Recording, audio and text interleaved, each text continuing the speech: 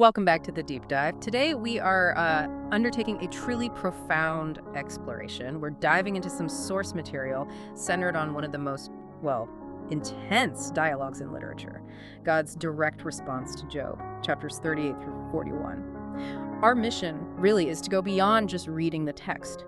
We want to unpack what happens, that sheer overwhelming experience when the challenged human perspective, Job's demand for justice, meets the immeasurable scope of divine knowledge. We're looking for insights into humility, and the limits of what we can actually understand, both cosmically and in our daily lives. It really is the climax of the whole book. I mean, up until this point, you have Job and his friends locked in these very elaborate, often emotional debates. They're arguing about suffering, justice, how God operates. It feels like a courtroom drama, kind of, but the judge hasn't shown up yet. Right, they're making their cases in the void almost. And then suddenly the silence breaks, Job 38, verse 1. And the Lord answered Job from the whirlwind. Yeah, and that setting, the whirlwind, it's absolutely crucial. The sources really highlight this straight away. We usually want God to speak in the sunshine, calmly, quietly. Sure, that's what feels comforting. But the point made is that sometimes, maybe when our assumptions are really dug in or our view is skewed by suffering, God has to speak from the storm. That whirlwind is described as a majestic display of God's great power. It was needed to kind of dismantle Job's preconceptions, make him truly ready to hear. That makes sense. The setting itself is a message. Definitely. A lesson in power dynamics right from the start. And it hits harder when you remember how, audacious Job had been. Maybe that's the right word. Oh, absolutely. He'd been demanding a trial, basically challenging God back in chapter 13, saying something like, "You call, I'll answer, or let me speak, and you answer me." He was ready to cross-examine God. He was. And God basically says, okay, challenge accepted. But then he completely flips the script on the terms of the debate. The focus shifts dramatically, away from Job's personal suffering and onto the scale of the universe itself. Exactly. When you look at God's reply, it's not an explanation for why Job suffered. It's all about God's actions in nature, the created world. And the structure is just relentless. It's this intense interrogation, not really to get answers from Job, but to show him his limitations. That's where the number 77 comes in. It's mentioned in the sources. We're talking about 77 questions. 77, wow. And not just questions, but often with corresponding explanations about how the world works. The sheer scope is overwhelming. These aren't simple yes or no questions.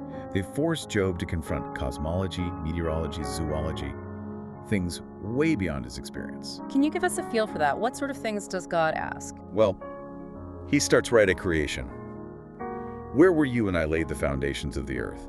Big picture stuff. Then questions about controlling the uncontrollable, like who shut up the sea with doors when it burst out? Things no human could possibly claim to manage. Precisely. Knowledge of deep-sea vents, or where snow and hail are stored. Things Job couldn't even imagine, let alone explain. And then it gets quite personal, almost challenging his ability to manage the wild things. Do you give the horse its strength, or does the hawk fly by your wisdom? Oof. Yeah. The whole point wasn't to give Job a neat little answer for his pain. It was to make him realize he was totally unqualified. He lacked the ability, the standing, really, to put God on trial. It was about resetting the context, inducing awe, making him see his limits. And that realization hits right from the first question, doesn't it? Job 38.2. Who is this that obscures my counsel with ignorant words? That's pretty blunt. It is blunt, and the sources mention a modern interpretation that really sharpens it. Why do you use your ignorance to deny my will? Wow, so it's a direct challenge to Job thinking he knows better. Exactly. Challenging his self-appointed role as, God's moral auditor. But, and this is really important, the sources stress this distinction. God didn't question Job's purity or his sincerity. Job was righteous. That's established. Okay, that's key. What God questioned was Job's capacity, his ability to actually comprehend and explain the full scope of God's actions and knowledge on earth. Job spoke truths about God, sure, but he lacked perspective.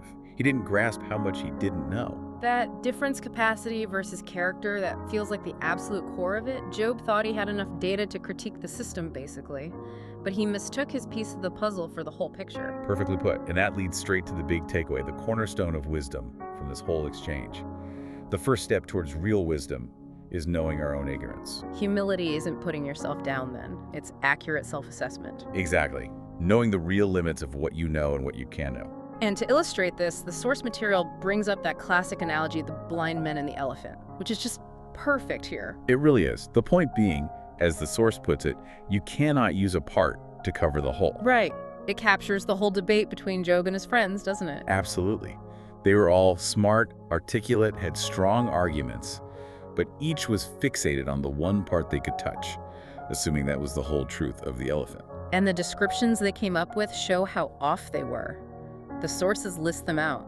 If you touched the tusk, you thought the elephant was like a radish.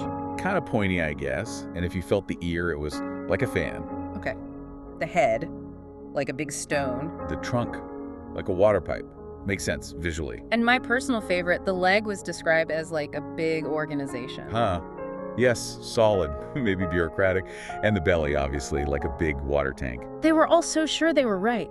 Completely convinced. But because they only knew their tiny part, they lacked genuine humility before the reality of the whole thing, which, in the analogy, represents God. They mistook their limited experience for the full picture. That's the trap Job had to escape. So let's bridge this idea of recognizing limits. How does it translate from, ancient theology to our lives now, at work, at home? Well, it connects directly. It basically asks us to constantly question our own certainty. Does having a fancy title or a PhD mean you really know everything about how the whole company works? Or the market? Or the tech stack? Yeah, good point. Or the flip side, does being lower rank mean you don't have a responsibility to try and understand the bigger picture? We often confuse our spot on the org chart with our grasp of reality. We grab the leg and think we understand the whole elephant. So a really effective team or organization needs that shared humility, that core value, as the source calls it. Definitely. If leaders won't admit what they can't see, or if specialists ignore everything outside their silo, things start to break down. There's no room for unexpected information, for the person touching the trunk to inform the person touching the ear. We need to integrate those partial truths. Exactly. Now, this kind of humility, it's probably tested most when we're facing suffering, isn't it? The sources mention the hard stuff. Sickness, money problems, unemployment, broken relationships. That's when the certainty of Job's friends becomes really damaging. The temptation still today is to jump to conclusions, to think suffering must be a punishment for some hidden sin. It gives us a simple answer, but often a totally wrong one. It's a false sense of control, maybe? Could be, but the lesson from Job counters that directly. The sources reframe it. Difficulty is part of the human experience. Jesus himself talked about hardship, tears, pain, but also promised ultimate victory. We have to hold both. So it's not about everything always being easy if you have faith. It's not at all. Real trust, real strength, it shows up when things are hard, frustrating, when God seems silent, as the source says.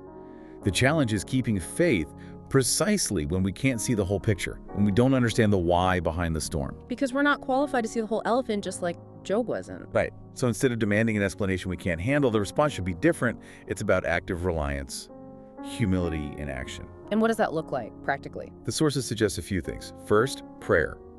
But prayer asking for mercy, healing, companionship, not demanding answers. Okay. Second, actively seeking wisdom through God's word, through guidance, not passively waiting. And third, community. This is crucial. The sources really stress leaning on fellow believers, finding strength, support, and prayer through mutual care. That shared journey is vital when your own perspective feels shattered. So rely on God, seek wisdom, and lean on others. Yes. And that combination, acknowledging limits but actively seeking help and trusting, that's what ultimately can lead to a truly peaceful heart, even amidst the difficulty. It allows you to keep pursuing eternal life despite the pain and tears, trusting that God's purpose and grace are still there, even when you can't feel them directly. That's a powerful shift from demanding answers to actively trusting. Okay, so wrapping this up, this has been a really insightful dive. The core finding from Job seems to be, true wisdom starts the moment we admit we don't know everything. When we acknowledge the limits of our knowledge before the sheer scale of the divine, we stop judging the whole elephant based on just touching the tail. That's it, exactly. That's the lesson from the whirlwind. Job's story teaches us the value of recognizing our limits, our inherent lack of capacity, and maintaining reverence, humility before the vastness of creation and divine power. And that humility, it actually frees us from the exhausting job of trying to be the moral accountant for the entire universe. Letting go of the need to have all the answers, that's a powerful framework. So for you, our listener, here's something to mull over this week. building on that idea, if recognizing our ignorance is the first step to wisdom, what kind of step have you taken recently? Think about acknowledging your own limits, maybe at work, maybe personally. Was it a big step, like a real moment of clarity, a normal step of just adjusting your view? Or maybe just an ant-like tiny step, perhaps avoiding feedback you needed, something to reflect on. Thanks for diving deep with us today.